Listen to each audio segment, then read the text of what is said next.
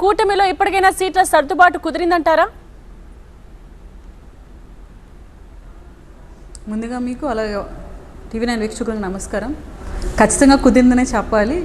BPharms కూడా తీసుకునే అభ్యర్థులు రెడీగా ఉన్నారు విజయ దంబుది మోవించడానికి.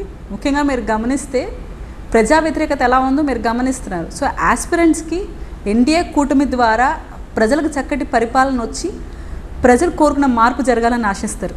చిన్న చిన్న మనస్పర్ధలు అన్ని పార్టీలో ఉంటే దాన్ని సద్దుమణిగించే ప్రయత్నం కూడా నాయకులు కార్యవర్గం చేస్తున్నారు. ఆల్రెడీ అవి సక్సెస్ఫుల్గా కంప్లీట్ అయ్యి ప్రచారంలో కూడా ముందే సాగిపోయి ఉన్నారు. ఒకరిద్దరు అసంతృప్తిలో ఉన్నంత మాత్రాన అదేమి ఇంపాక్ట్ చూపించదు.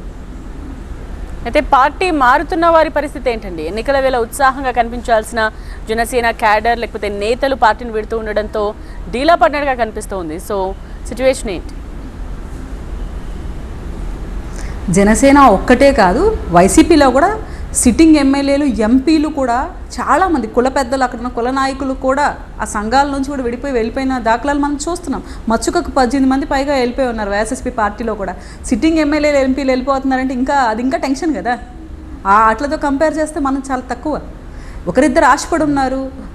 అక్కడ క్యాలిక్యులేషన్స్లో పొత్తులో భాగంగా సాక్రిఫైస్ చేశారు పవన్ కళ్యాణ్ గారు. దాన్ని అర్థం చేసుకునేంత మెచ్యూరిటీ లెవెల్స్ ఉండాలి నాయకులకి. మనం ప్రజల కోసం వచ్చాం, ప్రజలకు మంచి చేద్దామని వచ్చాం. మనమే అర్థం చేసుకోలేకపోతే ఎలా?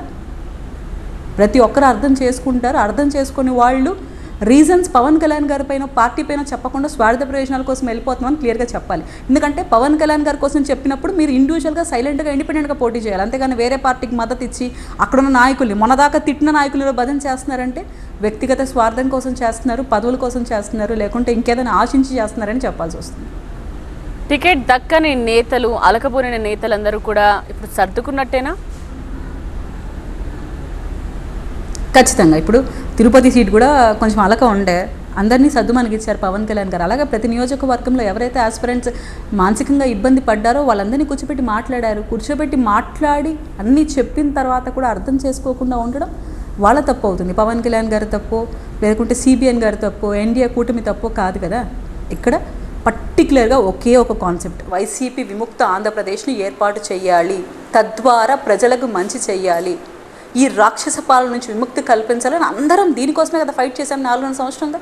ఇందుకోసమే కేసులు పెట్టుకున్నారు, ఇందుకోసమే ఇబ్బంది పడ్డారు. ఇది ఇంకొక స్టెప్ దూరంలో మన కళ్ళ ముందు ఉన్నప్పుడు ఎందుకు అసంతృప్తి, ఎందుకు బాధ?